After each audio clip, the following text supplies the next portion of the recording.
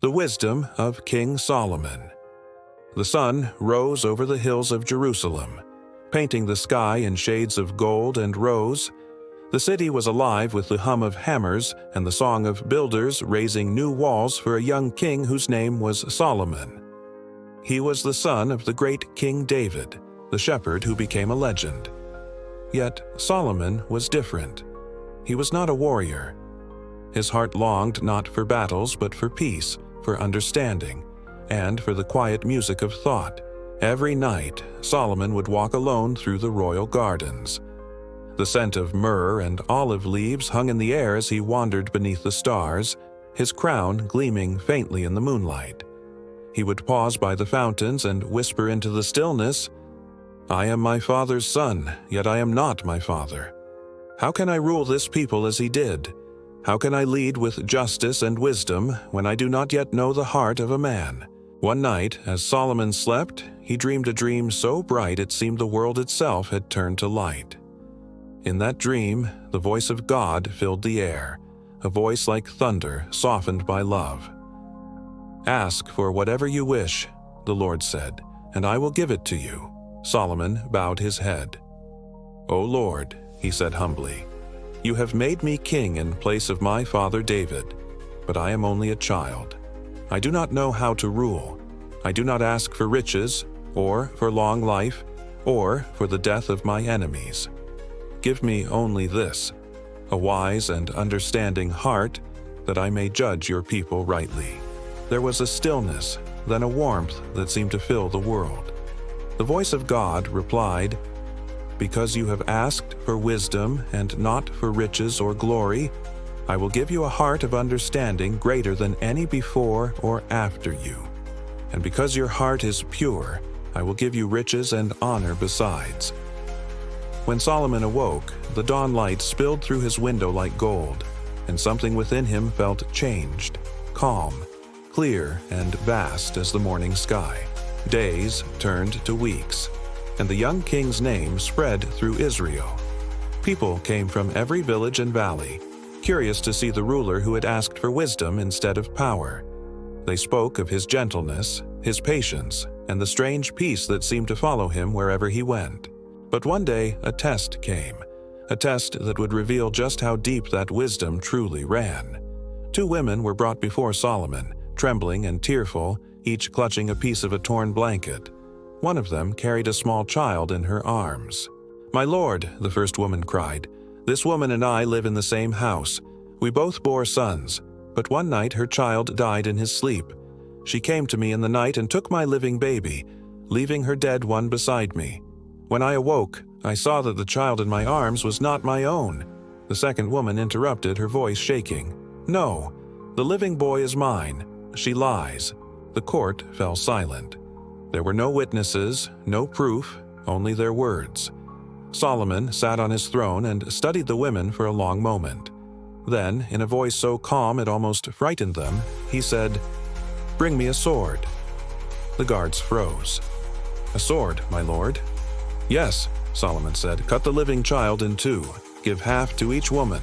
A gasp swept through the court. The first woman cried out, falling to her knees, "Please, my lord, give her the child, only do not harm him." But the other said coldly, "Let it be neither mine nor hers. Divide it." Solomon stood slowly and lifted his hand. "Stop," he said. His eyes softened. "Give the child to the first woman. She is his true mother, for her heart has spoken the truth." A silence fell over the room, and then a murmur of awe spread through the crowd. From that day, all Israel knew that the wisdom of God lived in their king. Years passed, and Solomon's reign became a time of peace and splendor.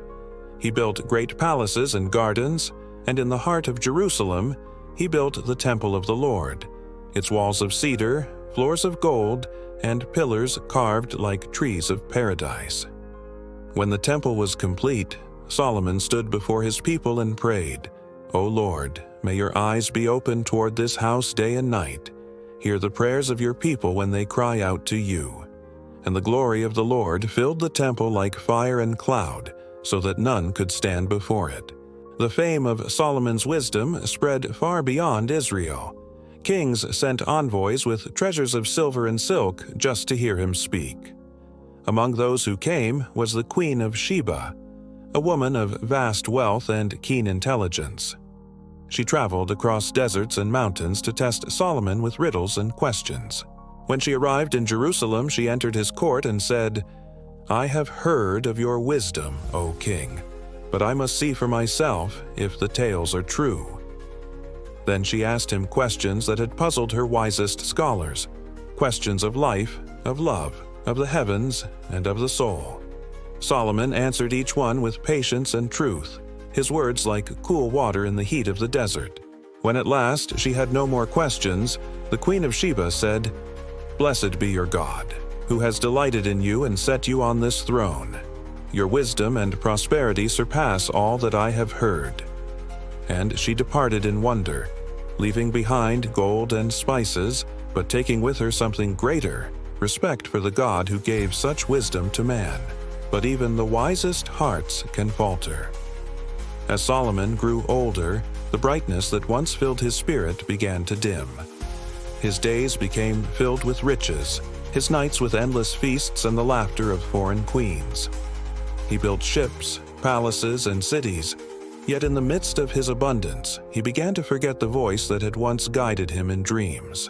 He married many wives from distant lands, and they brought their gods with them. In his desire for peace and alliances, Solomon allowed altars to be built for idols. Slowly, his heart turned away from the one who had given him everything.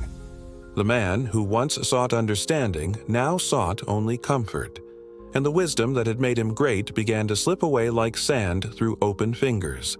One night, weary and alone, Solomon walked once more through his gardens. The moonlight fell across the olive trees just as it had in his youth. The fountains whispered softly, and the air smelled faintly of myrrh. He stopped by the same pool where he had once prayed as a boy and sank to his knees. He whispered into the night, "I built a kingdom of gold, yet I have lost the peace of my heart. I sought to understand all things, but I forgot the one who gives understanding." The wind moved gently through the leaves, and for the first time in many years, Solomon felt a quiet presence, not a voice of thunder, but a whisper of mercy. And in that silence, he understood what he had forgotten, that true wisdom is not found in wealth or in knowing many things, but in remembering the one who gives light to the mind and peace to the soul. When Solomon grew old, he wrote words that would outlive every temple and palace he built. "To everything there is a season," he wrote, "a time to be born and a time to die, a time to weep and a time to laugh, a time to keep silence and a time to speak." And when his days came to an end, the kingdom mourned not just a king, but the man who had once touched heaven through humility. For though his crown would fall to dust, his wisdom remained, eternal as the stars above Jerusalem. And through the ages, his story has whispered to every heart that listens. True wisdom is not in power, or wealth, or fame. It is in a heart that listens, understands, and stays true to what is right.